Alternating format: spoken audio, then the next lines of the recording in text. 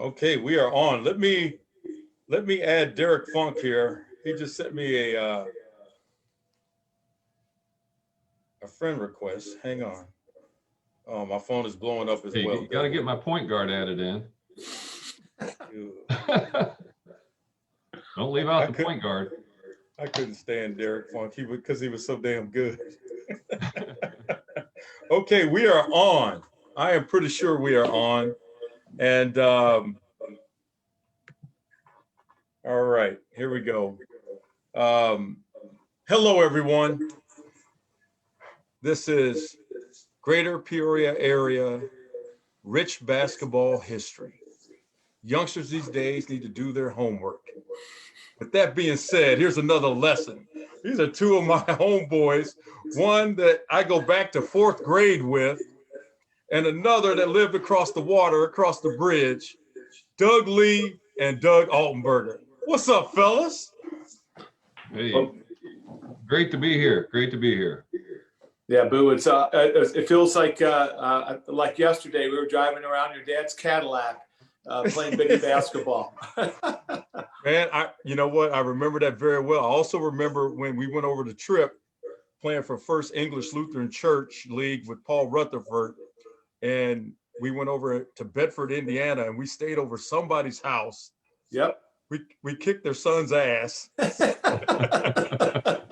ate their food, and drove back to Peoria.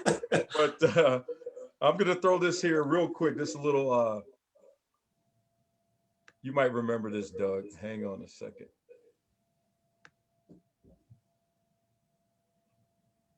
Okay. Go again. Hang on.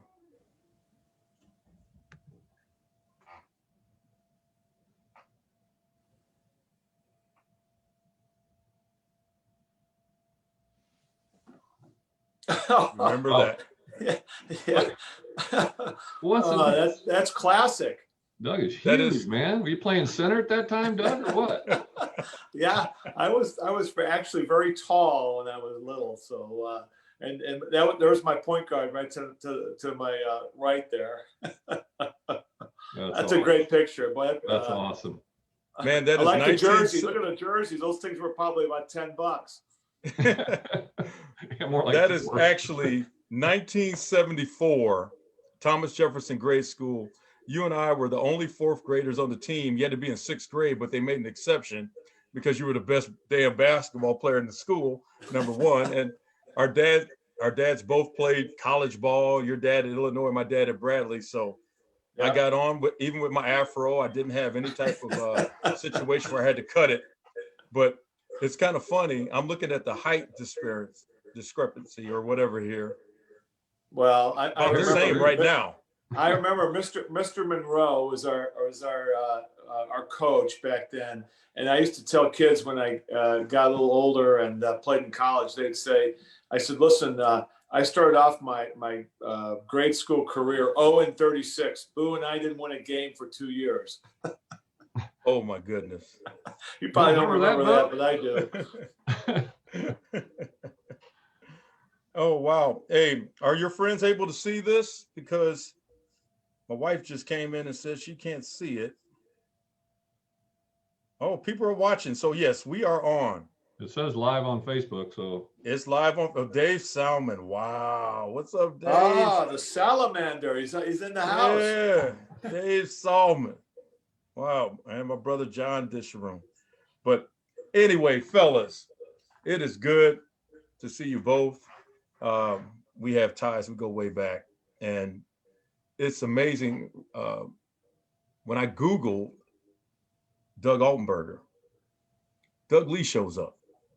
How are you guys? It's just amazing that if you Google, you guys, both of you show up somewhere along the way in the pictures. That's true. Okay? That's true. Did you see that at all, Doug, whenever you Google yourself that maybe Altenberger shows up? Yeah, no, he always is a lot better looking, so that's okay. Yeah. Well, our careers were intertwined, and very much so. I remember my senior year and playing against him, and then of course I couldn't beat him my senior year, and then when we got to college, And I hurt my knee my junior year, so I didn't play against him. But his senior year was, I came back for my 5th year, and I still couldn't beat the son of a buck. So they were. I think you won. Did your senior year? You guys won the. Did you win the Big Ten your senior year? Yeah, Or or you tied with Indiana? I'm not sure. We actually lost the last game to Michigan. They killed us. We thought, we had everything all locked up, and it gave Indiana a share, which was oh, that's right. Yeah, not thought of too highly by Coach Katie. Well, we did our share. We beat them at the Assembly Hall, back now State Farm, and Alfred tried to hit a last-second shot against us. But yeah, we did our part. I was sitting out the year when Bobby threw the chair. That was my sit-out year in the transfer, and so part of history, I guess. There.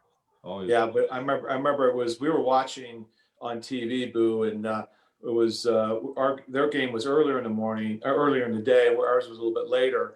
And I forget who was shooting a free throw for you guys. Was it Steve Reed? Yeah. And all of a sudden the chair went shooting across, and all our mouths about dropped, and that goes down. And that was one of those crazy Bobby Knight stories. Yep, there's a few. Do you remember after Alfred won the national championship our senior year, you and I went on the Steve and his dad Sam, who coached in high school, had this whole, like, for the whole month or 6 weeks, Doug and I were in another, I think it was Anton Jobert, who played at Michigan, I'm sorry. And the three of us would be traveled with the rest of the seniors from Indiana who won national championship. And it was quite a scene. We went to all these they weren't small, they were big high school gyms in Indiana. And to this day, it was, I remember driving over there playing in those games. And Newcastle holds like 5,000 people in a high school gym, and it was packed. It wasn't a seat that was open. It was pretty amazing. It was. Okay, Doug's. I've got to. We got to go back to the old school. Uh-oh. Okay. Oh, it's going to be painless. How did you guys get involved in the game of basketball? Okay, I'm going to take you back to your grade school years. Who put the ball in your court and made you love the game of basketball that took you guys on this incredible journey? How did it start for you? I'm talking about grade school. I'm talking about biddy ball coaches. I'm talking about the influence of maybe your parents. So go right ahead. Go ahead. Let the elders. Doug, you go first. You go first. All right. Okay. Well, everybody knows I came out of Washington, Illinois proudly. I was raised in a large family, so youngest of 8 kids, youngest of 6 boys. One of my brothers, who eventually passed away, was actually the best athlete in our family. He could dunk at 5'9" and just incredible athlete. But he had some liver issues when he was in high school and had to quit playing basketball, which was always his dream. And he was quite a few years older than me, but he would just take me places all the time. And all my brothers would challenge me. I shed a lot of tears. I just remember playing. I was probably a better baseball player at the start of my high school career than basketball, but just playing all sports and just growing up, and they just always took us places. My brother Bill would actually, my first experiences, as younger age, he would take us over into Peoria actually, and we'd go to parks and stuff and play when we were little, and just go out there and get our butt kicked, and he wouldn't so much, but I would, and almost I didn't want to go back, but it was that competition all the time. And I think coming from Washington, I always felt like, we had such great teams ahead of us, really. Randy Holzhauer is a great player. I always watched, I can go back and forth. So many great players within the whole Peoria area. But, I always kind of looked to Peoria to try to be competitive, because you had so many great players. And I think that it was a great experience. I know Derek Funk, as we got older, I'm sure Derek's watching, as you said earlier, but there would be 4 or 5 of us kind of moving forwards. We played on all these bitty basketball teams, but it was more so than today. It was like you had fun, you really did. Today it seems so many club teams, nothing against club teams, I guess we go about that for days. But the reality is it was just the competition all the time. When you grow up the youngest of 8, as my dad always said, you got to fight to get a piece of chicken. And the reality is that it was just competitive. I mean, always competitive. And that was great. That was great to grow up in a family where you had brothers who were athletic and just pushed you. And then you start to recognize that you have, maybe been definitely blessed with more God-given ability to do certain things. And as you find that out, you grow into your body, things happen. I remember, I think I was 5'8", 5'9" as a freshman and 6'3" as a sophomore, and so, it's just from the start of my freshman year, and I was 17 in college. So I was young, and it was always just getting pushed into bigger games. And that's the thing I always tell kids. They talk about what's it take to get better. And I always say, go play against the best. And so, we would end up in the gyms, Emmanuel, Central, McLean and so forth, and just go over and play ball. We had, guys that would come from Peoria back over to Washington. And that was probably, I don't know, the pickup games for me during that time was probably some of the most memorable things that I recall, going out to Carver, different areas, and just playing ball. And again, you go over there, and then pretty soon, I think one of the big advantages was, I think it was really important is going over and playing against, because we didn't grow up. I mean, we didn't grow up with a ton of African-American families in our community, but yet my dad taught us from a young age to respect everybody. And he would always take us over there, and then my brothers. And then as we got older playing, it's like it took the factor to realize, hey, we're all the same. God made us all the same. And yet I think it helped us in a way to just be comfortable with who our friends were. Boo, I mean, all of us go back, right? I mean, I can look back and everybody, I can go through so many guys, David Booth and I go and play in the summers and different things that, Tony Weising, I can go on and on. I'm going to miss so many people, but every one of them were important to my, just developing as a player. And I think, I was so fortunate to have community around too. I mean, Washington is a tight community, and, proud. I mean, I still stay in touch with the mayor, and, a lot of people there. It's family there. Talked to Kirk Johnson with Uftring just yesterday. A lot of people that I grew up around that just really supported me. I mean, it was incredible. But I felt like after, and kind of moving forward here, this would be, hours. I really felt the support of Peoria on top of Washington when I played in college. Doug, I bet you feel the same way. I mean, it was a part where, it was proud to say, yeah, I was from Washington, but yeah, people, where's that? And I'm like, close to Peoria. Oh, Peoria, man, they got great players. And it was always the thrill to say that you're a part of that kind of legacy and dynasty of players during that time. And so many great players that went to Division I college, Division II, Division III. I mean, we had just so many college players that it was a very, very special time. I think, thanks, Doug. I think for me, when I first started playing basketball at TJ, for example, my dad had played at Illinois. And so, everybody, my dad's named Bill and my brother's named Bill. So, everybody would call me Bill. So when I was growing up, I liked the game of basketball, but I sort of fell in love with it because my dad would take me to the state tournament at a very young age. And I would go to the games with my brother, who's a number of years older than me. And his job was to babysit me. But I remember going to the assembly hall and as state high in the state tournament. And I thought, man, this is really cool. And then I fell in love with the game. My dad took me down to the Checker Dome in St. Louis. And there was a guy that played for UCLA who I idolized in college. I mean, and when I was growing up was Bill Walton. And I didn't know he was a sort of a crazy dude, but at the time of the basketball, to me, he was everything that I wanted to be a basketball player. He passed, he defended, he did everything. So I loved watching him play basketball, and that's when I just said, hey, you know what? I want to be like, a great player like him. And so I you know, as Doug said, sort of knew at a young age that I had some gifts, and you know, things just came to me naturally. And then as I was very fortunate because I lived, and I was going to go to Central, believe it or not. And Peoria Central was, my brother went to Peoria Central, then my dad and mom moved across town, and I was going to go to Peoria Richwoods, which, Boo, you know, Central and Richwoods, that, like, you know, that's like crazy. So I didn't want to go play for Peoria Richwoods, but I went to Keller High School, and there was I was in sixth grade, and then in eighth grade they had this very athletic already, you know, guys, Terry Cole, who played football, Mike O'Brien, who played,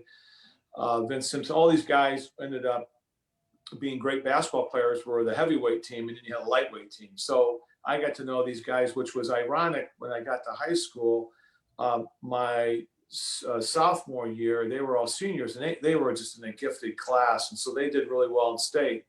So I was sort of fortunate because they were so good, and I was just a, you know, sort of a clueless sophomore, and I got to play with the, you know, play on the same team with these guys and contribute a little bit. And then, you know, Rich Woods and Wayne Hamilton was a big, just a huge factor for me. I mean, he really made me a better player. He challenged me every day.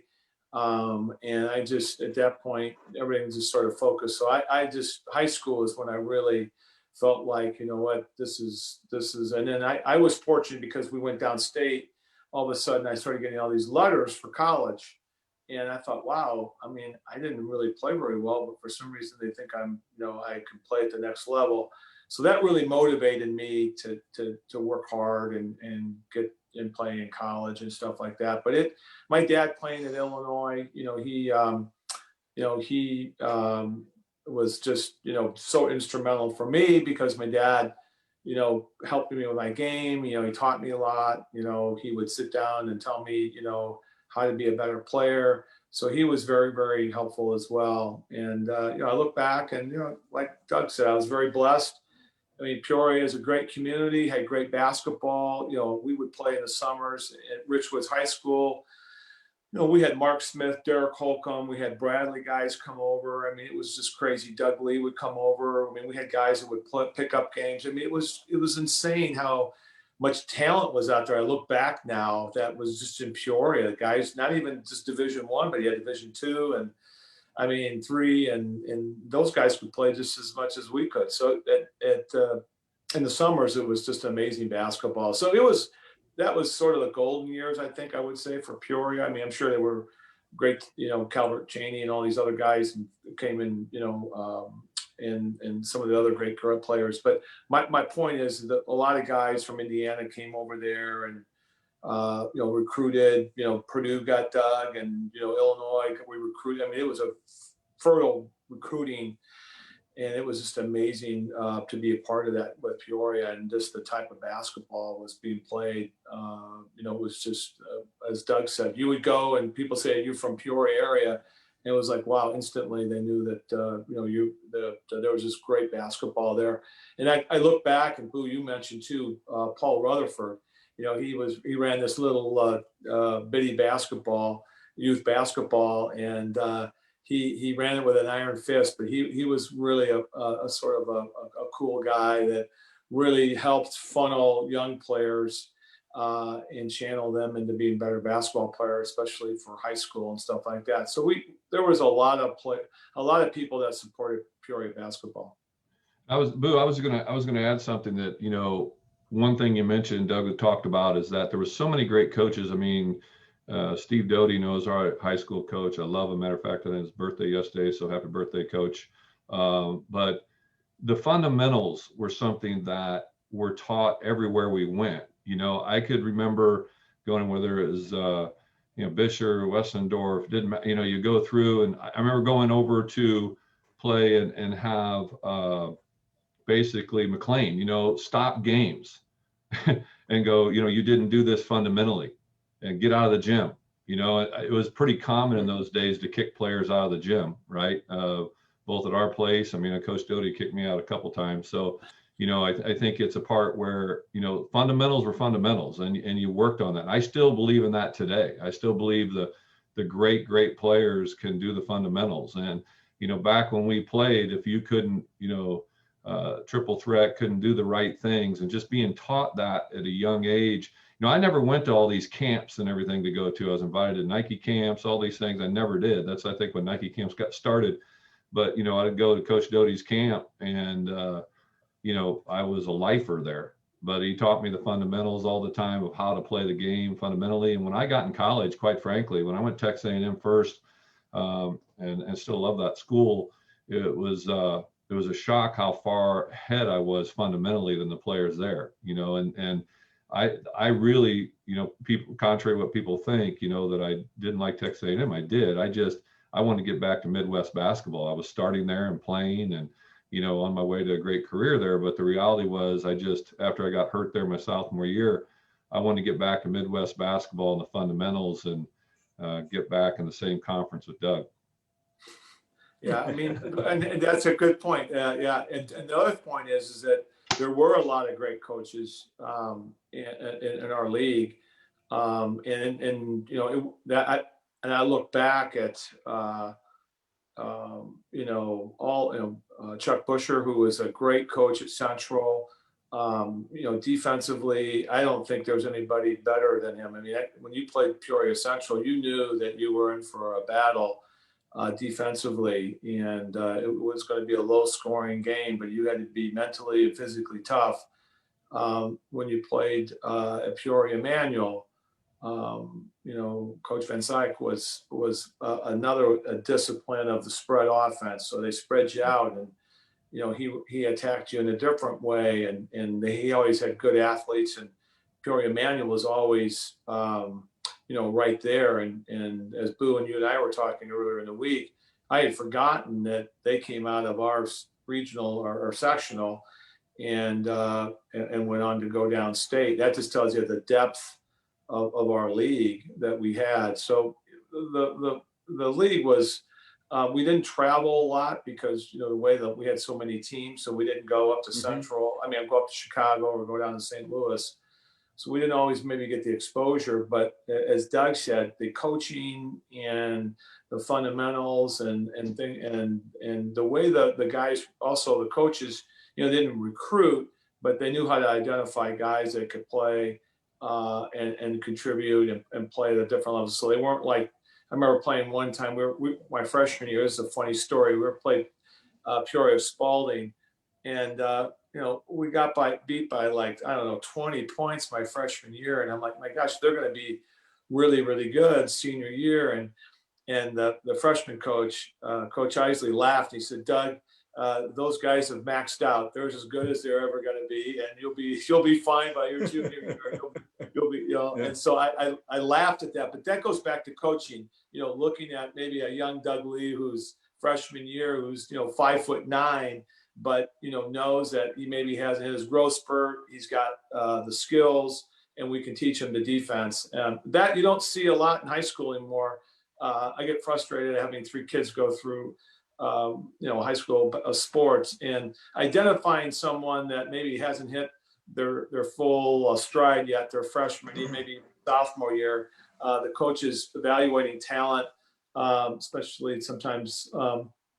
They struggle with that. But my point is that our conference was as good as any, if not the state in the country. It was a very competitive, and you had to bring your game every night in that league. Yeah, I agree. To piggyback on what you said, Doug, in 1980, our sophomore year, I believe you guys, the varsity at Richwoods, because you moved on up, only lost one regular season game and won the conference, went undefeated in the conference. But a team that was 4th in the conference ended up just steamrolling everybody in Class A, and that was Bergen. Oh, that's right. Yeah.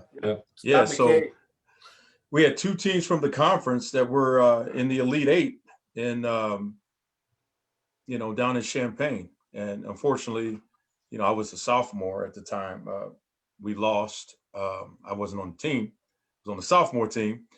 You guys lost in Champaign in the Elite Eight, and then Bergen went all the way to the title against a very, very tough Chicago Luther South team. But Bergen had the great Tom Gillis and Scott McCabe, and they were formidable. They were the small school in our conference in the Mid-State 10. And I just remember how every night you had to be on your A game, no matter who it was. Even East Peoria, that has been down in the last couple of years, they were formidable. Limestone was formidable. Pekin was no day at the beach, going over and playing in that big gym with that raucous crowd. And Spalding became tough with Kenny Drummond. Kenny Drummond made them very difficult. Of course, Manuel, like you said. And who am I leaving out in the conference? Woodruff, the Jackson boys. They were tough. So every night it was a dogfight, without a doubt. Yeah, I broke my nose my sophomore year at Bergen. That I think it was the first time I broke it, and a few more times after that. But I remember, yeah, Bergen was they were very talented. And I forget, who was the coach back then? He was Rudy Keeling. Yeah, Rudy Keeling. Yeah, Rudy. I forgot about Rudy. Yeah. Rest in peace. Yes, Rudy unfortunately passed away a couple years back. Yeah, Rudy was awesome. I think, too, one of the things, guys, I think that, it's trying to explain to the younger generation, because people talk about it, and you always hate to go back and say, hey, we were the greatest during that time. That I think the experience was so special, though, because I can remember, even my junior year in high school, Washington, I mean, you would see people, standing room only, and you'd see people coming in just to watch us warm up and going over to other gyms. I remember going over and playing at Manual, and, fans trying to even get a seat to get in there, to be able to play. And I think that's what made it really special too. You knew everywhere you went, you were in a dogfight. You went into Bergen, and, I remember going to Bergen, if I'm not mistaken, that's one of the games we lost. I know Derek would know that for sure, but I just remember, going in and thinking, hey, we got this, you get a little big headed and so forth. And it didn't matter who it was. And Pekin, that big gym, I remember my sophomore year, we won the Pekin Holiday Tournament. And, it was one of my greatest memories being, named to the all tournament team, as a sophomore, because I just started. That was my first start as a sophomore at that tournament. And so for me, just that whole overall experience to go into everybody's gyms and really be friends. I mean, the guys you'd walk out and play against, you would joke about and say, hey, I'm going to kick your butt tonight. May not have said it that nice every time, but the reality was, it was good. It was competitive every single night, and that was just what I wish for the younger players today. I go back and I see good fans and these type of things, but we're talking packed gyms, just people trying to get in. And that was a really great memory.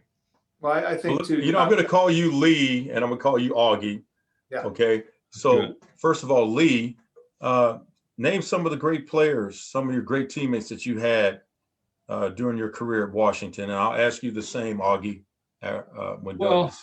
I mean, Please. there's so many guys. I think, Derek Funk, I think he was named second team all conference that year, but I always felt like Derek was probably, and I know a lot of players have said this to me from Peoria over the years, Derek was probably the most underrated player in the whole conference, in my opinion. I mean, he focused on, none of us shot the ball a lot, even though we averaged a lot of, probably shot 16 times a game. I did, and maybe 17 or so, but we spread the ball around. But he was a guy that was always, man, he could shoot, he could do so many things. But, you had Tom Newrick, who was also all conference. We had Matt Ernst, who was, all sport, everything.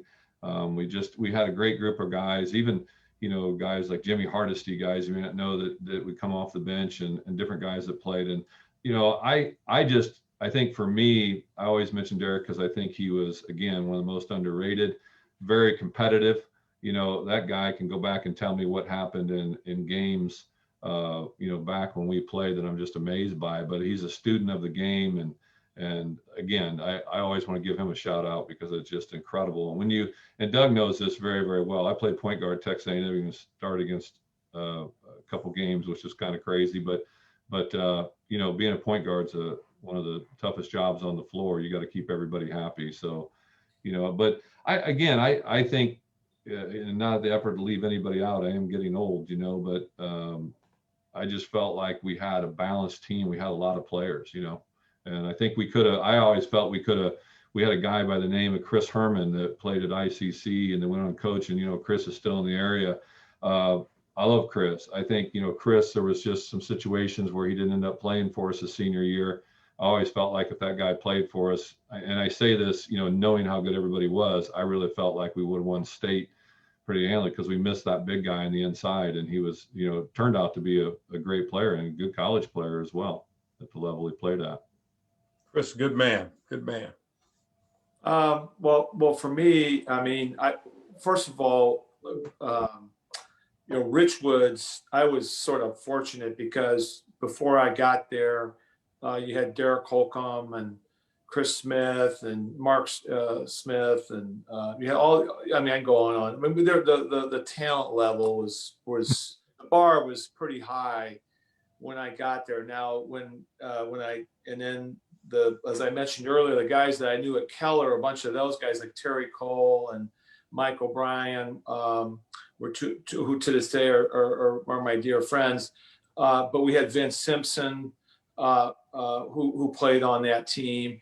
And then, we had Otis Westerfield and Jeff Hare, and he went on to play. I mean, we had, just a number of guys that were just, great players. So, you had to play at Richwoods. You had to be, it was tough. So I was always sort of shocked that I had the opportunity to play as a sophomore with those guys and with that whole senior class. And all of those guys, I think 3 or 4 of us were all conference, and Mike O'Brien should have been all conference for some strange reason he wasn't.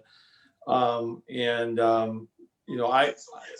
the next year we had a whole new team, and that team was very talented. We got upset in the Woodruff, I think it was the regional or whatever. I got in foul trouble, and we had the game sort of won, and then we lost it at the end, which was disappointing. But that team was very, very talented. We were all 6'4", and we ran the floor.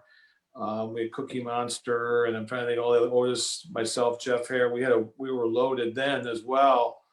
My senior year was probably the weakest team that we had when I was there.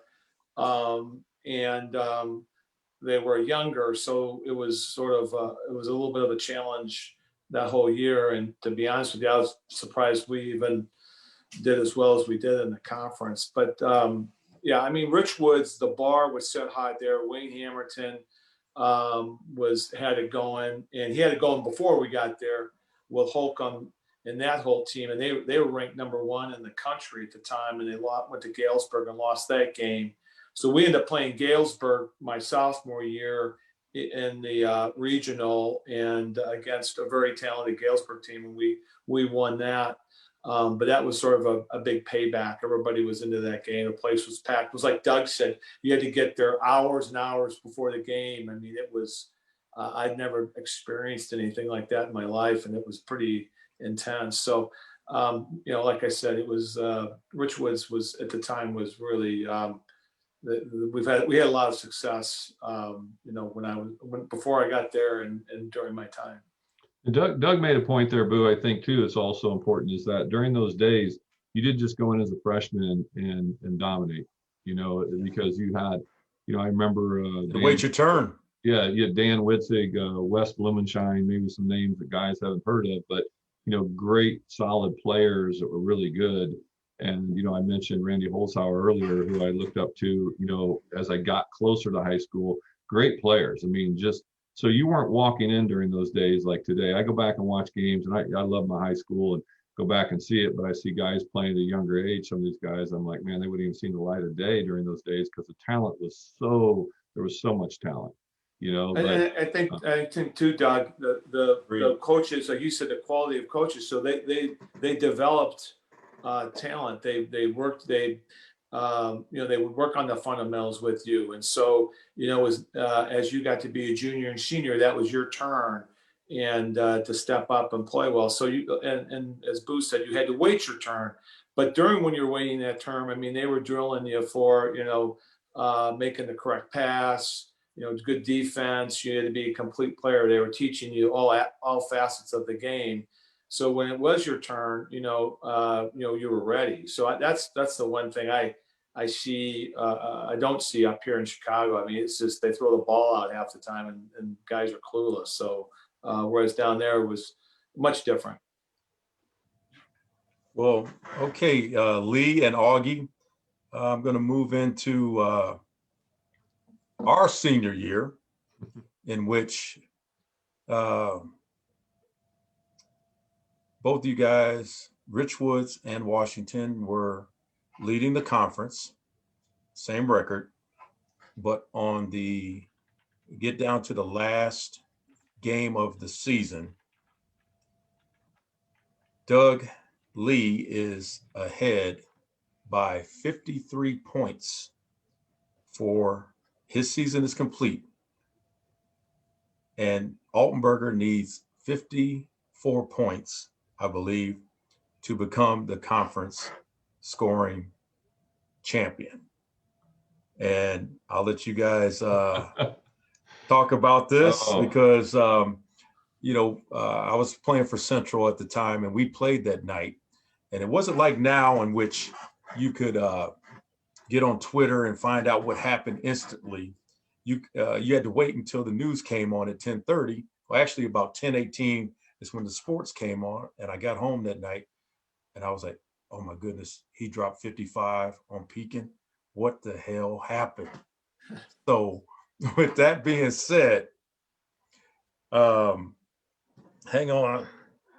I ended up reading the Journal Star article. I think it was 54 and 55, but I'm not sure. I think. Oh, correct me if I'm wrong. I'm not sure, Doug. Was it? Because didn't you have 55? Yeah, it was 55, and the only reason I'll tell you a funny story here after you. I was there. Yes, you were there, and so I'm gonna back up a little bit and tell you a little bit why. So when I played against Doug, the first game that we played, and you might correct me, Doug, if I'm wrong, is I think we played you at Washington. Is that correct? It was, yeah. And it didn't go well for me, and we lost, and I was upset, and Doug had a really good team, and so when he came back to Peoria to play, I was a little fired up because people were saying, I'm just saying it the way it is, that he was better than me, and I was like, okay, so I'm going to show him, and I played. The worst game of my career was against Doug, and I think I was just wanted to beat him so bad, and I'm just being honest here. So what happened was we get to. They said, well, Doug won the scoring championship. The Journal Star, Bob Levitt said something, and I'm like, well, there's one more game left. I don't know how many points I got to score, but I've got one game left. So we were in math class, and the guys, of course, we weren't that smart. We all figured it was 53 points. So the game starts off, and I just was like, okay, I wanted to beat my dad's. Be honest with you, my record. I wanted to beat my dad's record, which he had scored 44 points in the game. So it was my last game, it was my senior, and all of a sudden I look over and there's Doug in the stands. I thought, oh, this is interesting. So it was a perfect night for me. I barely missed any shots. Pekin was right there. So we needed every point that we needed. And so at the end, my friends were counting the points. Not that I was counting them, but I thought I had won the scoring championship with about 10 seconds to go, because I had scored 53. And they're like, no, you need to score one more basket. So obviously Pekin scored, and then I ran down and scored 55 points. And but it was a perfect night. And I just felt like, I needed I wanted to win that scoring title, but I'd never, really gone that crazy in a game before in my life. And it just was the perfect night. And my friends were all there and we were all laughing. And we talked about it earlier in the day, maybe I could win the scoring championship. But, like I said, Doug was a great rival, and I always wanted, and I felt like, that was just my one opportunity because he'd already beaten me twice. So I felt like, maybe I'm gonna try to do something special. And then I saw him in the stands, and I thought, well, this is an interesting. The funny part of this story is the tap horn. I forget which kid. The dad, his one of the kids that played at sons played at Northwestern. So you would appreciate this. So I went up to him and congratulated one of the kid who played at Northwestern. His dad goes up and he says to him, he said, "Yeah, this is the guy that scored 55 against your uncle." And I laughed. And I looked at him. I go, "No, don't let him fool you. I scored 25 against him. I scored 30 against your uncle in the same game." He laughed. The kid and his son, they got a big kick out of it. So, but yeah, no, it was. I mean, it was a long story, but I just wanted to Doug to know that was one thing that I was like, okay, I'm going to try to win it, and I was lucky that that night everything worked out perfect. And I always played well against Pekin for some reason. I don't know why, but whenever I played Pekin, it always seemed to come a little easier for me. Well, Tap Horn is on the call now. Yeah, I'm on. I'm not on video though, because I've actually got my 3 grandsons over here right now. So.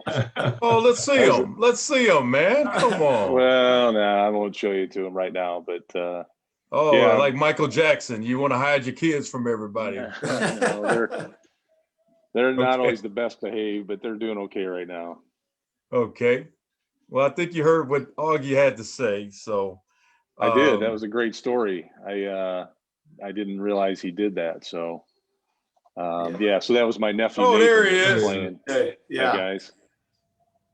Yeah, that was my nephew Nathan was playing at Northwestern at the time. What's funny though is, Stephen Bardo was always doing the Big Ten games, and he always referred to him as my son. My brother always got a kick out of that. Yeah. Well, and the cool part is, the Pekin team was always a good team. We always had a great rival, Richwoods, and it was like whenever we played you guys, and then we play, it would be like Washington with Doug Lee, or it was then we would play. I mean, Central. It was all the games were like wars. I just remember Pekin.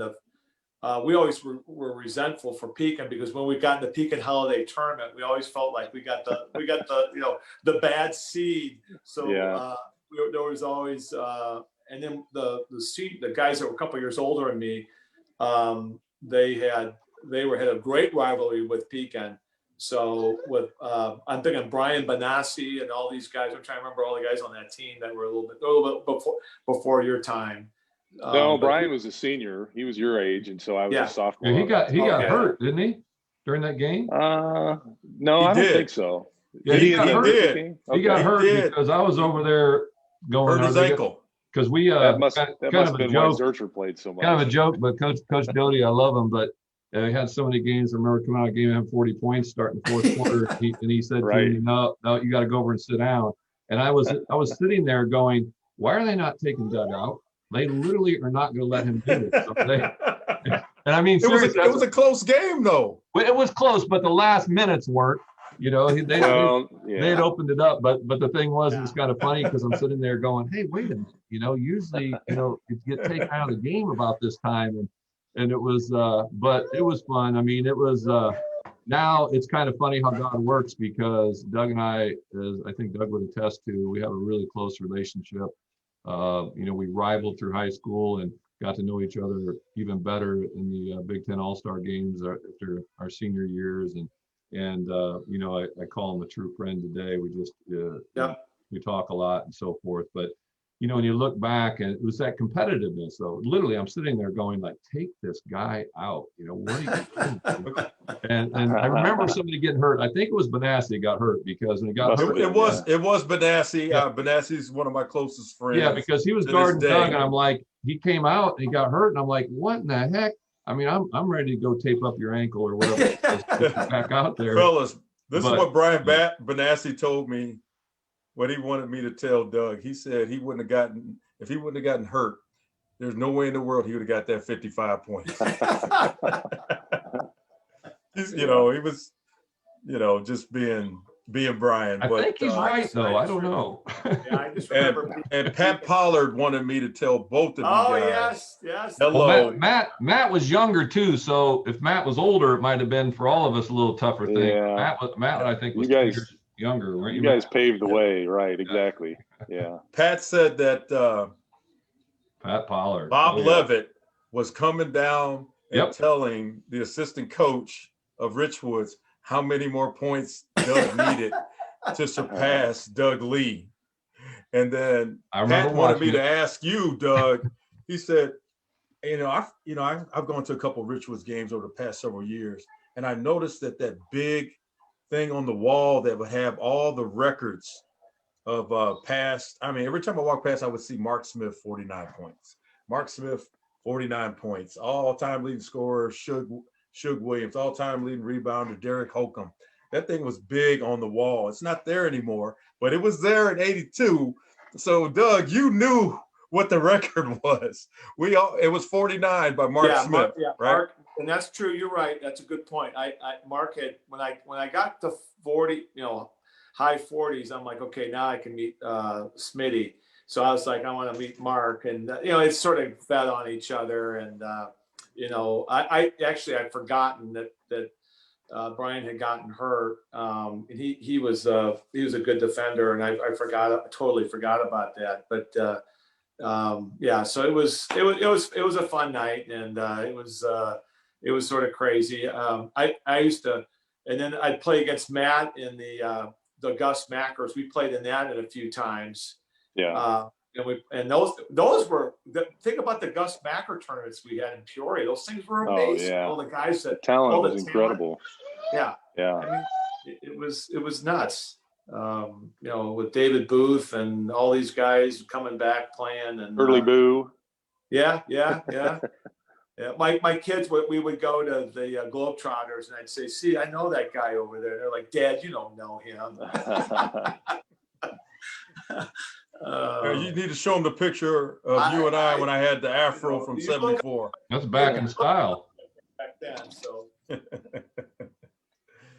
Well, it was. I tell you though, again, guys, it was a special time, I think, for Illinois basketball. And it's when Doug says that about going out. See, that's, to me, I love that, right? Because you never wanted to play, and I do. And Doug said that second game, I'll never forget his when we played, at Richwoods, that second game, because I'm like, the first game I'd had a really good game, and I'm like, oh my gosh, he's going to come out just, fired up, right? And it's like, we got to go. And he just had one of those nights, and it was like, I literally remember this, and this is going to sound crazy, you guys won't believe this, but when you see another athlete not playing at the top of their game, I was really disappointed, to be candid, because that's just kind of how it goes. People think, well, yeah, you did it. No, it's like, you want to play people when they're at their best. And I remember the reason I went over that game was to go over, I was not even thinking, I was more just kind of supporting. Our season was done, kind of go over and basically see what happens with the conference championship. And I didn't even know to went over, coach was like, hey, you got there, Derek, because Derek always kept track of that. You got the rebounding title, you got the free throw percentage, you got the field goal percentage, you got the scoring. And when I went over, and I'm like, I got to watching Doug play, and we played so similar in a lot of ways. I really was, and I can say this from my heart, when he got it, I was like, yeah, Levitt running down the bench wasn't really a fun thing to see. But at the end of the day, I'm just tickled, because for me, our relationship that's gone on now for 30 plus years has been incredible. So You know, and Matt, I think one of the things, Matt being a couple of years behind us and picking up, it's like, you know, you just follow guys' career. I mean, Boo, when I watch, it's like, it is something to say like, hey, I played against that guy. I know that guy. He's out there creating a legacy with all these kids and stuff that you're doing with the Globetrotters. And, you know, congratulations on that, because I would say if any of us here on the phone, the impact, matter of fact, go through all the players out of Peoria. And I say this, you know, I can't imagine a guy who's had more positive impact on young kids than you. So, I mean, I salute you for that. Thank you. Thank you, Agreed. Doug Lee. Thank you.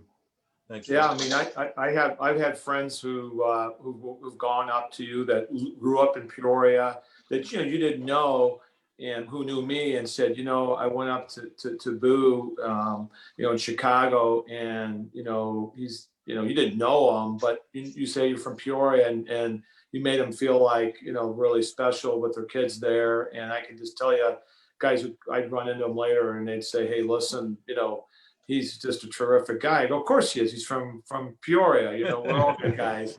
And then watching Matt play at ISU, you know, I was always rooting for him. And, you know, like, hey, he's a Peoria guy, you know, he's from Pekin and whatever. And I'm like, hey, this is awesome. And so you know, you wanted to beat everybody, but you wanted them to do well, and you had great pride when you came from Peoria, especially watching all these guys play hoops. Whether it's Booth up at, you know, DePaul, you know, you're rooting for him. I mean, I go on and on and on. I mean, watching all these guys play. I mean, there's a great camaraderie, and I just, you know, Matt, we were talking about this earlier. You might not have heard, but, you know, in the summer we'd all play against each other. We, you know, go over to different gyms and different things. I mean, it was just insane, as I said earlier, on how good, you know, the basketball sometimes, to be honest with you, in the summer league with nobody there, was like, we had Derek Holcomb and Mark Smith and Chris Williams, all these guys coming over. It was really I mean, the summer league was amazing. And Mark Smith taught me something in the Big Ten, how to be a better defensive player. He said, no, when you go to the Big Ten, you got to do this, you got to do that. I mean, he was telling me some tips, you know, back then when I was a senior. Well, okay, that's a great segue into you guys' path to Texas A&M, and for you, Doug, to go to Illinois. So I do remember. Curly Boo, before me move on to that, I'm going to drop off. I got some grandkid duties to do, but I do appreciate you getting me on with these guys. They paved the way for me and others behind me. And I really appreciate that. And this is a great thing you're doing. You're reviving the history of Peoria area basketball. So thanks for all that. And you guys have a great night. Thanks, Matt. Good to see you. Good to see you, Matt. Good to see you. Goodbye. Yeah. I remember our senior year, playing against you guys in the regional. And I looked over at you. I was trying not to look at you guys. I knew all of you because I played at Richards my freshman, sophomore year. And I remember just looking over at you, and I saw, like, what kind of shoes he got on? Oh, man, he got them new Converse that nobody could get in Peoria. And they were white and navy blue. And then all of a sudden I look over, I see Lou Henson over there sitting, you know, and everybody's shaking his hand, paying attention to him. I said, man, he's going to Illinois just because of them damn shoes you had on that night. Hey, shoes were a big deal back then, you know. Yes. They came with the car, I think. Yeah. They didn't match anything, didn't match Richwood's colors. Green and gold does not match maroon and white. No. Well, for me, I'll start out. I looked at Purdue, and I looked at Indiana and Illinois, and actually and a couple other schools, Big Ten schools. I wanted to play in the Big Ten, and, you know, my dad, having played at Illinois, you know, was. But I liked, you know, I loved Indiana. I liked Coach Knight at the time, and I loved Gene Cady. I thought Gene was my type of guy. And he was a tough guy. So those schools, but in the end, when Bruce Douglas decided to come to Illinois, I thought, you know, he was the guy in Illinois, Mr. Basketball, Parade All-American. And then Ephraim Winters was going. I'm like, hey, I want to get in with these guys, because something special is going to happen with them. And so having my dad play at Illinois and then coming in with such a great recruiting class with Bruce and Ephraim, it was just sealed the deal for me. And that's how I ended up going to Illinois. Plus, it's such a short distance. So, I had to call Gene Katie and Bobby Knight up and tell them I'm not going. But to this day, I mean, Katie was I love Gene Katie, and Doug will talk more about him. And I got to know him even better when I started doing announcing. And Coach Knight is Coach Knight. I mean, he's, they don't make him like that anymore. So, and that's how back to the Big Ten, it was just a crazy league back then. But Illinois was, I'm glad I went there, and it changed my life. I met my wife there. And to this day, it's a big part of me and a part of my life. Awesome. Awesome. Yeah, so I mean, my journey was a little different. I mean, the thing is that once Doug, I kind of got contacted by those schools, even Indiana, but they were kind of, I know Illinois was waiting on Doug to kind of, commit. And what had happened was my sophomore year, which back in those days, now they recruit kids, when they're 5. But the reality, the reality is back in those days, after my sophomore year, there was a guy in our town that was familiar with Texas A&M, and Texas A&M started showing interest. And then strongly my junior year, and then, my senior year. And I was really, it was kind of one of those things. I remember visiting Bradley, Nick Van Sy, the head coach then at Bradley. But Versace, yeah, I call him. Yeah, and then we had, Mitchell J.J. Anderson and, Willie Scott, David Thirdkill, incredible players. And I remember going to the locker room and stuff, and I'm like, looking around, and one of the guys mentioned to me, one assistant coach, I think it was Baroni or somebody had mentioned to me, like, imagine if we got Doug Altenberger and you together, and that was like the first time I kind of thought it before, because everybody was like, hey, if you're recruiting Doug Altenberger, you're not recruiting Doug Lee. And, because we were so that similar. And I think that really motivated me. It motivated me to kind of go like, hey, wait a minute here, what's it going to take to, I kind of went, and I love Texas A&M when I say this, but I kind of went there for all the wrong reasons, because they were really showering me with a lot of attention. Won't get into more of it, but it was a situation where a beautiful school got there, was probably a life I didn't need to go into from the standpoint of hanging out and doing some of the wrong things in life that you learn and partying and different stuff. And, I really realized there when I got hurt my sophomore year, because supposed to be one of the top sophomores in the country in the Southwest Conference and so forth. And, when I got hurt, I really wanted to redshirt, and they didn't want to redshirt me. They wanted me to come back for the conference tournament and so forth. And I realized, wait a minute, I'm kind of a number here now, and the coach is like, you're going to stay here. It was incredible. Next to Kentucky, we had the nicest sports dorm in the country. It was just incredible. I had an apartment and a sports dorm, again, don't go into much of that, but, things that you go through. And I just realized, like, wait a minute, I'm watching Doug, play and so forth. And I'm going, man, that's the type of basketball that I want to be a part of. That's what I really signed up for. I remember when I got MVP in the Illinois All-Star game, and then everybody coming, Marquette, and everybody going, don't go to A&M. And I'd already committed. And during those days, you could lose, I think you lose your eligibility or whatever if you signed and then, unsigned or whatever, how that went then. And so, I went down there, and to this day, I have many dear friends at Texas A&M. So I love the school, but it was a great experience coming back and sitting out under Coach Katie, because I got to watch. It was the weirdest thing. Like, I'm sitting out and I'm watching Doug play, right? Like I'm watching him play, and it's like, man, I wanted to play, but every time Illinois play, I'm like, oh my gosh, I want to get out there, and just had to wait for my time and that sit out year, and was fortunate to, as Doug said, learn an overall game. I was a scorer, I was a scorer before Purdue, and I was a scorer after that, more overseas and everything. And so to learn the defensive game in the Big Ten, I loved it. I mean, you literally, as Doug knows this, you literally could almost be in a fist fight before a foul would be called. And I love that type of basketball. And I know he did as well, where you could just go at it. But it was special. So, I mean, I always do think about it. I don't know, Doug, you ever thought about, people had mentioned it, man, if we ever played on the same team together, it would have been Oh, I think we would have been fine because you could, Doug was big enough and strong enough to play the 2 or 3, and he could also play 1. I could play the 2 or 3. I didn't feel comfortable playing, the point as much. So Well, I did a lot of backing up. yeah. Slow backing up. Well, that's what we needed Boo to get in Yeah, there. that's right. No, I was not in the category of Boo as a point guard, that's for sure.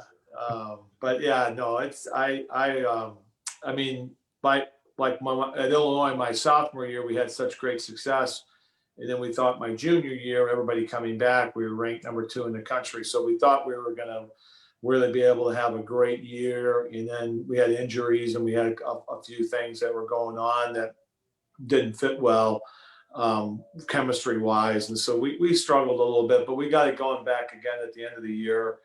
And but yeah, I look back and I thought, man, that would be really cool if Doug would have played at Illinois. That would have been pretty cool stuff, because I know Lou Henson would have had us both out there at the same time. He would have figured out how to get us out there. It's only fitting if you Google one, you see the other's picture somewhere down the line. But you got to play with a homeboy and Tony Weisinger. So Yes. I know that had to have been special to have another Peoria boy on the team. And this year, I know that you're back to doing broadcasting with Illinois, and there's 2 Peoria boys on the team, and DeMonte Williams and Adam Miller. So how was it playing with Weisinger, who was, played with me at Central and was a rival, and now you guys are teammates? Well, and Tony was a great teammate. I can't. His senior year, he was a year younger than Doug and I, and he came his senior year. He just had a phenomenal year. He was our point guard, and he was a guy again who waited his turn, and came in off the bench and played some valuable minutes early in his career. Fundamentally, he was solid, and he didn't try to do too much out there. And in his senior year, he really came into his own. And Tony was just a great teammate and a great person to this day. I text him, I check in with him and make sure how he's doing. And, he's another guy that just a great human being.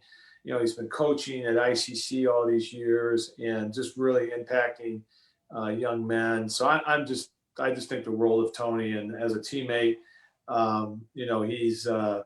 he's one of my favorites. Great.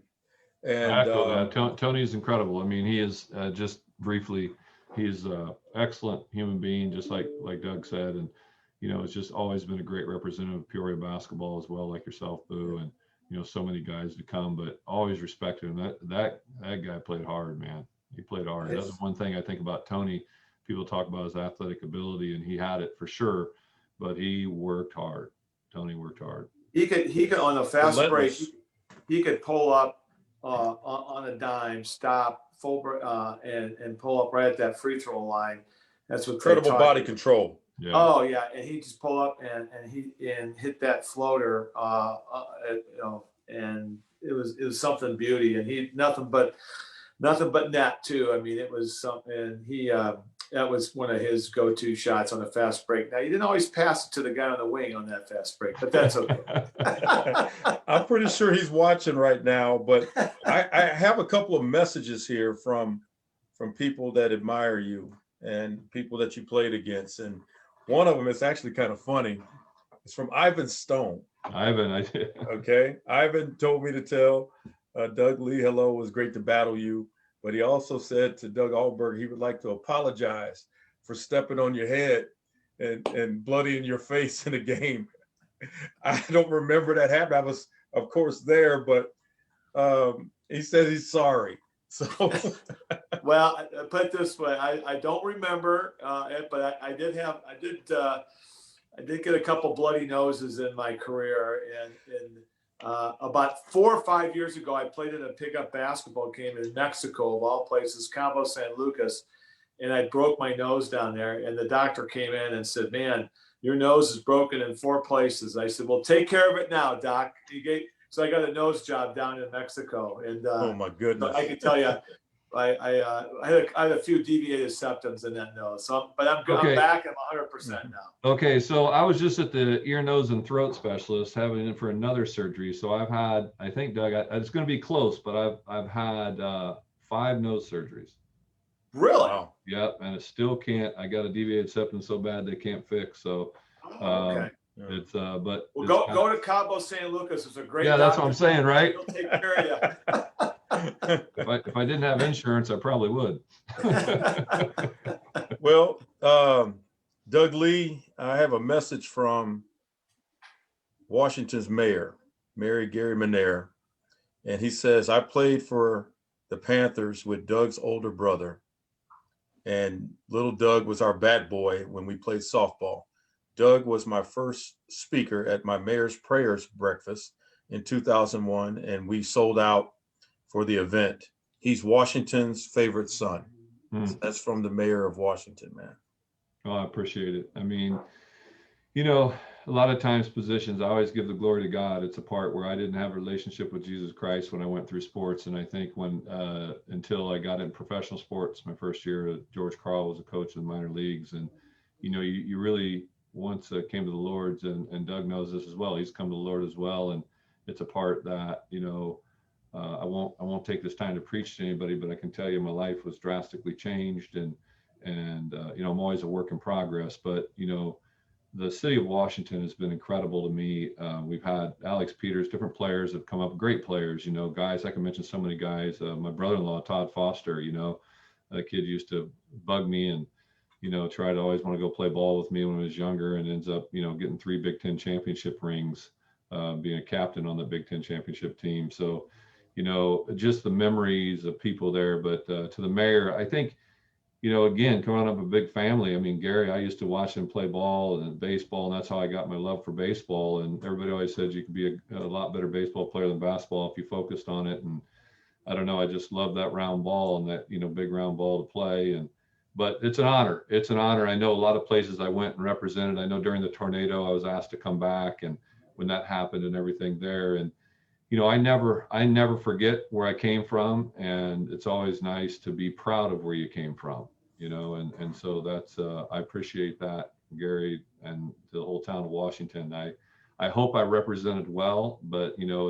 it's always fun to pass the torch on and see these younger guys, you know, do it. I cheer them on. I tried to go back to games many years, just to go back to high school games and see, and I still want to make a point to try to do that, but you know, great tradition. So I appreciate that, Boo. I appreciate you saying that. I also want to say about Ivan, I had Ivan written down and marked to talk about. So he says that Ivan Stone was, man, he was a heck of a player, you know, and just tough. And I knew going up against him, I was always, and I never did. It was one I always wanted. This is kind of weird. Like you think back, and I think pop in my head, right?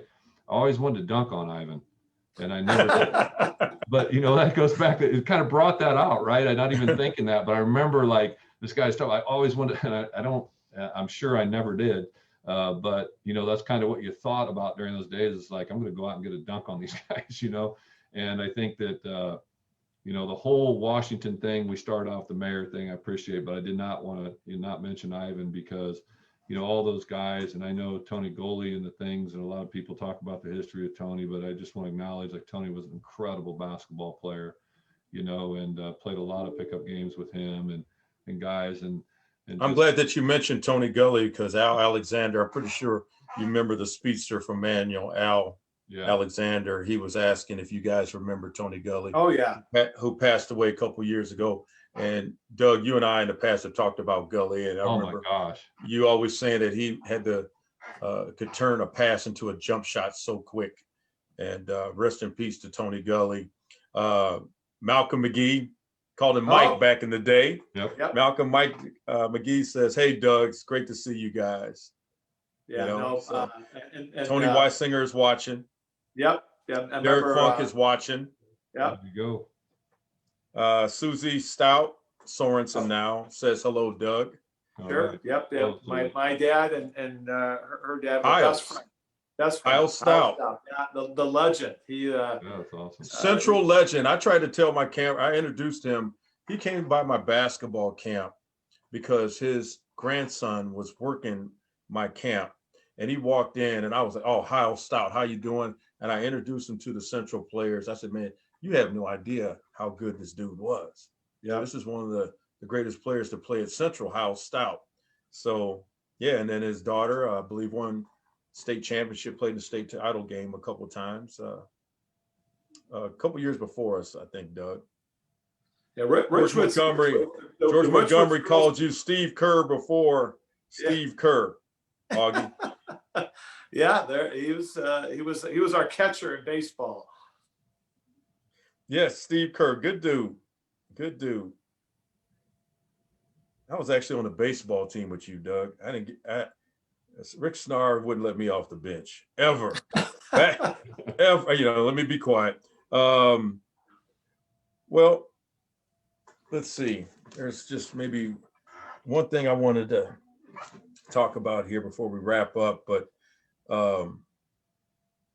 first of all, Augie, you played your freshman year.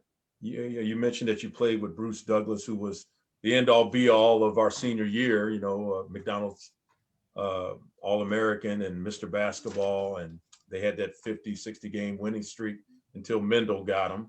But you played with Derek Harper your freshman year. What was that like playing with him that one year? And then he went on to the NBA, he went hardship. Well, he, as I could tell you, he would embarrass me in practice when I got there. And I thought I was a pretty decent basketball player. And he made me, he was just he was big, he was strong, he could run the floor, and he could do everything. Defensively, he was as good as anybody I've ever on the ball defense. Derek was amazing. And I just had to guard him every day in practice. It reminded me, I just had to get better, and I would work so hard just to try to stop him and defend him. So when he left, by the time he left his junior year, he went hardship. He went to the NBA. I said, if I can guard that guy in practice, I can guard anybody in the country. And so wow. I went from being a lousy defender to being a good defender to the point where by the time I graduated, if Coach Henson wanted me to guard somebody, he'd say, Doug, you got to shut that guy down. So he made me a defensive player, made me play with great pride. And Derek and I got to know Derek very, very well. And he was, and he'd always push me, and he made me, and I appreciate his, and then he mentored me during that year as well. And he said, Augie, you're going to be a good player. And just be patient, work on your game, and he said you'll be there someday. So he gave me a big shot of confidence. That's cool. And Lee, I mean, your playing career, man, you played the CBA, WBL, you played overseas, and you played in the NBA. And I was looking at some of the players that you played with alongside Kenny Anderson, kind of household basketball names, Mookie Blaylock, Sam Bowie, Maurice Cheeks. Wow, I wish I would have had a chance to play with the great Cheeks from my dad's high school in Chicago. Bernard King and Spud Webb, and one guy that I really admired, the Croatian Drazen Petrovic that you played with. So what was that experience like, and what was your road? I know that you didn't initially go into the NBA right after Purdue, that I think you played in the CBA and maybe someplace else, and then latched on with the Nets. Is that correct? Yeah, I was the first pick of the Rockets, 35th pick. But what had happened was the union had held all the rookies out of camp. There's actually still some pending things on that, because that was the 1 year that rookies were down. If I reported to camp, I could have a guaranteed contract and be with the Rockets or the Twin Towers, or get fined 50% of your contract if you reported. So I was young, had a different agent at the time, ended up reporting, and not till like 3 preseason games even left. And they paid me. A lot of people don't know that they paid me to stay there that whole year with the Rockets, which I did that first year to be a part of the team the next year, and then Coach Fitch gets fired. So I was actually had the Detroit Pistons actually called to pick me up when I was playing there, and they made me a bunch of promises. And you learn a lot about life. You learn a lot about business, and you look back and said, I could have gone to the Pistons at the time, and because they were going to pick me at the, I think they had the third to last pick of the first round, and I was on the phone with them and thought I was going to go to the Pistons at the end of the first round. And then you go through that. And I'll be candid. I'll be very transparent in a short time here. Having a wonderful, wonderful wife and so forth. I got married in college. I just kind of fought a little bit of depression because it's a part where you go and you work all your life to do something. And then you realize, outside the top 50 players in the NBA who are better than anybody on the planet, it's just being in the right place at the right time. I mean, you talk about, Doug Altenberger. I mean, the reality is I know this, and I can say this with confidence. Doug on the right team, the NBA, he could have played a lot of years. And I think that when you learn that and you recognize arriving, you mentioned some teams, Bernard King, I remember in the summer league in a training camp against Bernard. Now his knee was hurt, granted, but I had 38 points against him and, walk off the floor, and I'm fighting to get a contract. And I got in early. Drazen Petrovic, when I went overseas, I had set some 3-point records there and set 3-point record in the CBA and basically carved my way overseas. And I just kept coming back to the NBA waiting for someone to get hurt, and it happened that it was crazy because I had a great preseason with New Jersey. I actually won the scouts and stuff. The scouting crew came over and said, you probably had, the first or second best 6-man in preseason in the whole NBA. And I thought, okay, here it goes. My agent called me and said, you'll probably be signing for, $1 million soon, after this year. And I sit 22 games waiting for Drazen to negotiate his contract. And then Drazen and I became real close because we were lifting weights one day and he came in and said, I got something to tell you. And he got all teary eyed. And I'm like, what's going on, Drazen? He's like, we talked to my agent and we said they couldn't play you anymore until I got my contract done. And, people don't realize that that's the business of basketball. Now, not every team was that way, but, Mookie Blaylock and I are dear friends. Derek Coleman, I talk to every week. Derek, actually, I do business stuff with. And, even guys like Jerome Williams, I'm in a company with Jerome. So all those guys, I used to, once you're in, I think the hard part for me is once you're in and you can play. And, I led the Bulls in scoring one summer league. And I say that not to boast in any way, but to tell you how fine that line is. Boo, you've been around professional. Doug, you've been around it, right? To go, we went up to the Bulls. It's literally, that. I remember Steve Kerr. You mentioned, the different Steve Kerr, but Steve Kerr telling me one time, they cut Judd Bushler from New Jersey to keep me, and Judd ends up getting picked up in Chicago. And I had the opportunity to sign with Chicago after the summer league for the same deal that New Jersey gave me. And everybody says, you're nuts. Well, who wants to sit behind Michael Jordan? You're never going to play. But at the end of the day, once you realize you can play at that level, for me, I always say this, I was a lot better than a lot of players that made millions, but I wasn't as good as some that never got the chance. And that's the reality. Wow. Wow. That's deep. It really is the reality, and once you can play at that level. I remember, the Bulls in the summer league and beat me and BJ Armstrong, Will Purdue and that summer team and scoring, at 30 points, in the LA Summer League, which was like the thing back then, and, doing incredible and thinking, why in the heck am I not signing for all this money? And then they'd make me a minimum offer or 20,000 over a minimum offer because the salary cap was different. I've heard recently now the NBA keeps so many players, there's players that won't even see the light of day that'll make more money in their careers than I ever made. And probably 2 years they will, and they'll never see the light of day in the NBA. Let me tell you, I'm not at all down about that. I'm so thankful that there's so many opportunities for players to make money today. I do a lot of times think when people ask me about, well, you're better than Doug Altenberger, they don't know basketball. The reality of it is, I think we're exactly the same. I just think the circumstances at times are a little different. I always say I may have been at times a little more athletic, but he was a whole lot smarter, and that son of a gun would, and so Boo, it's a privilege. It's a privilege to be a part of this whole thing. I really appreciate you bringing in all of Central Illinois. I know David Booth's a dear friend, and the Peoria basketball talk that they had going, I thought was great. But I thought, there's a whole bigger story, and that's what you told me, Boo, right? That goes on, and so I just always feel like it's a privilege to, just be mentioned with people, and but I do want I have a lot of friends that over the years who said, Doug, if I could just have made it to the level that you made it to.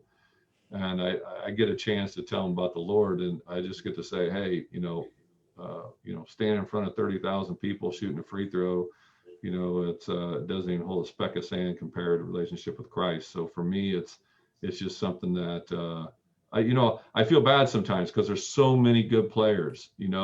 What if an Ivan Stone gets a different situation with a college team or something happens like that?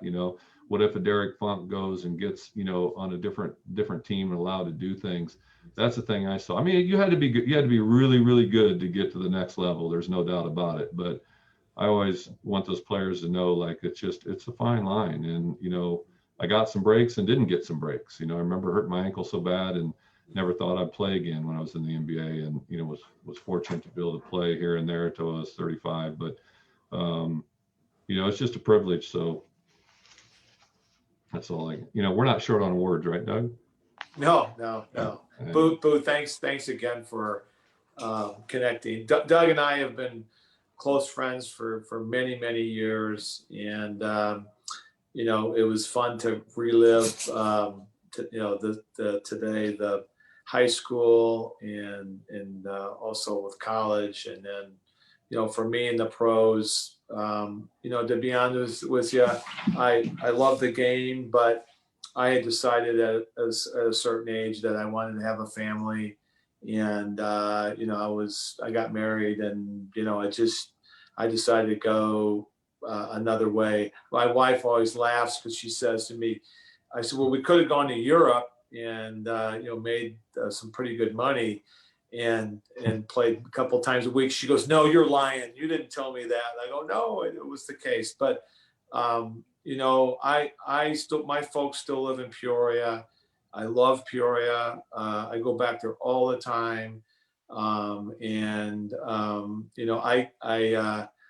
just love that area. I love Central Illinois, and I'm so proud that I came from there. And, to this day, some of my best friends, Terry Cole and Mike O'Brien, are very close to me. And there's a guy watching today, Toby Block, who lives in Arizona, but I met him in kindergarten. So some of my best friends are from Peoria. And, as Doug said, it was a great place to grow up, and, is just really, really special. So I'm blessed. I'm thankful. And I just, today was a joy for me. And Boo, I've known you since fourth grade. And I'm very, again, proud of you and what you've done and what you made yourself as with the Globetrotters, but also what you've done to all these young men. And I think it's just fantastic. And I just commend you on that. So it was great. I had a ball today. And Doug Lee, I can sit here and tell you, he was one of my biggest rivals, and I wanted to beat him as bad as anybody. And but today, we're dear and best friends, and he's a guy I can pick up the phone, and I know he's got my back. So, that's the way. I hope if someone's watching this, that is the cool part of Doug and Doug, and we competed against Purdue, and I guarded him, and Gene Katie is crazy as anybody, and those were great rivalries. I remember going, it was Purdue, Iowa, and Indiana. I mean, that was just those were the schools that were great in the Big Ten, and I was excited to see when he went on, and I was rooting for him in the NBA. And Doug is right. Back then it was a much smaller. There wasn't as many teams. There wasn't many players. So it was very tough to get in there. It was just a break. You needed a little luck, And for some reason, God had bigger and better plans for Doug and I, and we didn't make it to the NBA, but we played a little bit. But we still had great experiences, and he had bigger. As that's what I try to tell my kids. God's got a plan for you. It's not always the plan that you want, but He does have a plan for you. And if you're faithful and you love Him, you'll be rewarded in ways you'll never know. So anyway, but Boo, thanks for having us on, man. You're welcome, man. This has been awesome, and it's a pleasure to see you guys. I grew up with you, and like I said, you guys are always connected. If you Google one, you'll see the picture of the other somewhere down the line. Hey, it's good to see you, brothers, and Okay. you are not forgotten. That's for sure. Okay. Well, thanks, Boo. Thanks, brother. Take care, God bless fellas. you, Boo. Appreciate you. All right. Thank God you, bless guys. you all. All right. All right. Amen. Man, this was awesome. Yeah. This was absolutely awesome. And on Monday, we'll pick up again. And on Monday, we're going to have Tony Gower, Dwayne sure. Banks, Okay. and Percy Neal from the 1977 Peoria High State champions. And then on Tuesday, we're going to have some of the girls from the Morton Championship run of four titles on Tuesday. So stay tuned. I wish you guys all the best. Please stay safe. Please stay safe. Respect each other and love each other. See you guys. All right, Augie. All right. Boo, thanks, brother. All right. Stay in touch. And Dougie, I'll be talking to you, man. For sure. Okay. All guys. right. Bye-bye.